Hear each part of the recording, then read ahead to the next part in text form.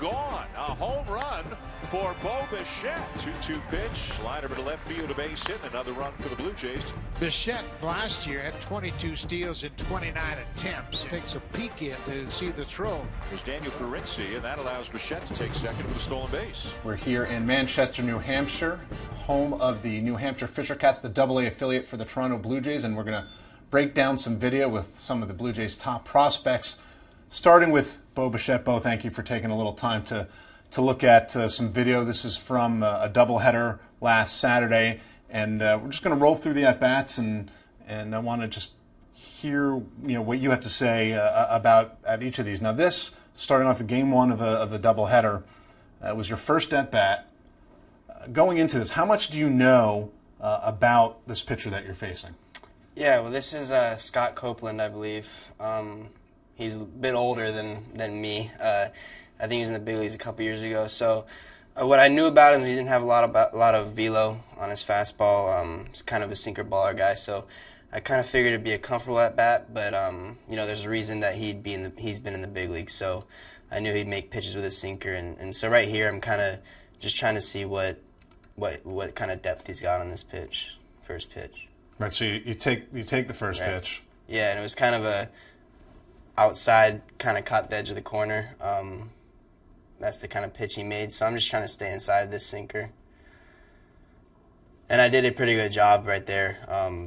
It was low and in sinker. I did a good job, but I got a good barrel on it, and they just play me up the middle. So right, I mean that's what you want to try to do, right? Right, go yeah, up the middle. exactly. Just keep a simple approach on that. One of the things that noticed in looking at numbers as we scroll ahead to the next one is that you're not swinging at first pitches this year quite as much as you did even last year. Is there any particular reason for that? Is that something that you're trying to do on purpose?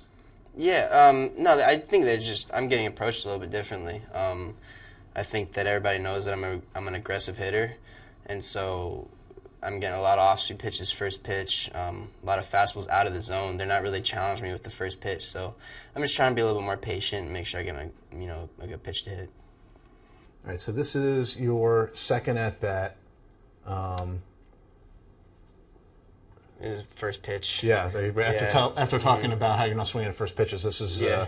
But you saw him once already. You've seen a few at-bats. How does that inform when you're walking up to the plate here? Yeah, I'm just trying to be aggressive here because I kind of know what he had.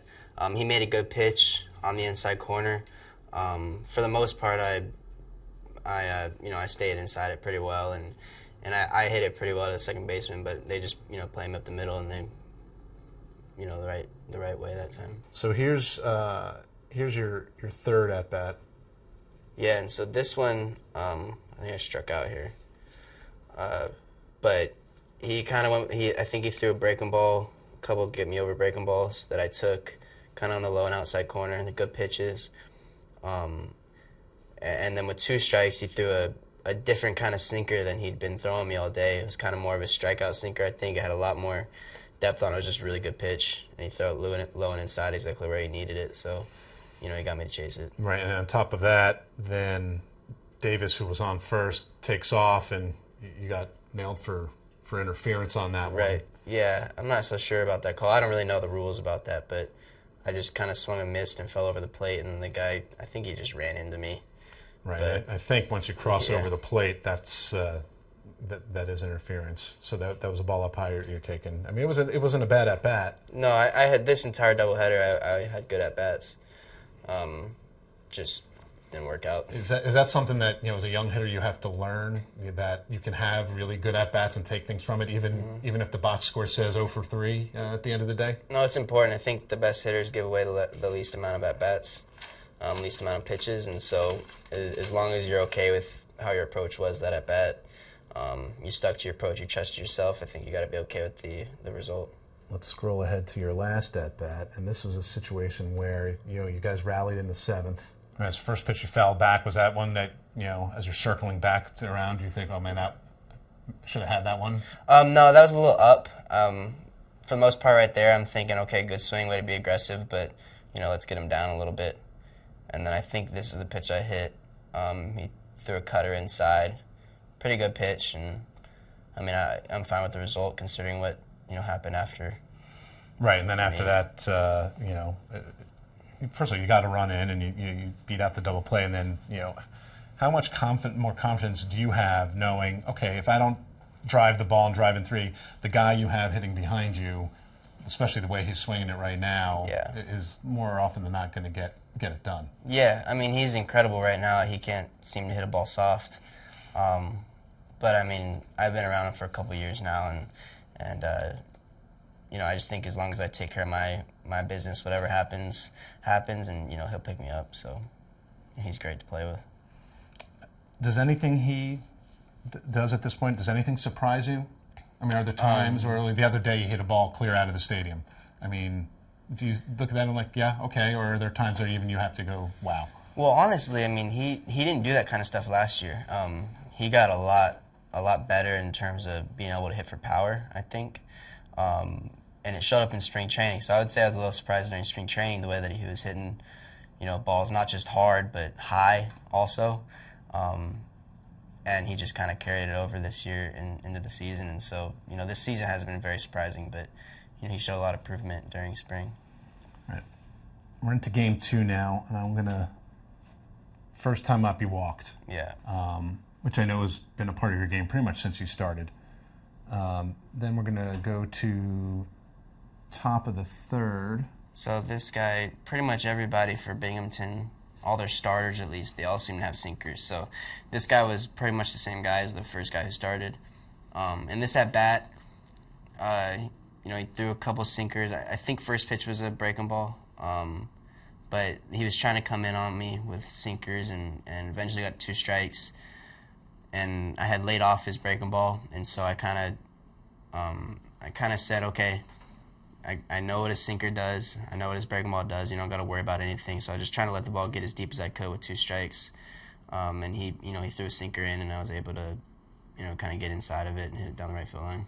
So tell me a little bit about your 2-strike approach, because you change things. I mean, you change things mechanically when you have 2 strikes, don't you? Kind of. I mostly just put my foot where it would have landed from my leg kick and just not leg kick. But really, it's all mental from there. It's without the leg kick, I'm just giving myself the best opportunity to be successful, in that at bat. Trying to give myself the most time I can, and then just see it, deep as I can, and trust my ability to catch a fastball way back in the zone and still be able to square it up, and so that's what I did there. Right, and more often than not, when you have that approach, it's the other way, right? I mean, how many 2-strike hits to right field do you have? A lot, yeah. I got a lot of those. Also, though, when they throw breaking balls, I pull them because I'm letting the fastball get deep, and that allows me to see the breaking ball better. So when they throw a breaking ball and leave it in the zone, sometimes I can catch it out front and pull it. Okay. All right. So let's move ahead to the top of the 4th. Now, here's another chance that you had an opportunity with bases loaded and 2 outs, and you fall behind. Yeah, he threw 2 fastballs right on the edge of the strike zone. That one was low and in. I would say I was kind of sitting on his breaking ball a little bit there. I thought it was a situation where he'd throw a slider, and so I was a little late on the fastballs. And when you look for a slider, you look for it to start in because it'll break back over the middle of the plate. Right. So he threw 2 fastballs in and got me to swing at him. And then here I was still sitting on the slider, and I just missed it. He hung it, and I just missed it down the line. But, I was pretty happy with all my at-bats in this doubleheader. And I think the most part is having the confidence to look for an off-speed pitch. I'm always happy with that, just being able to look for it and not care if it throws fastballs. Yeah, so in this case, you were just, the tiniest bit Yeah, out in just front. barely, yeah. Mm-hmm. Especially if you're looking for it, and he got away with hanging it. Maybe if he doesn't hang it, yeah, maybe I hit it a little better.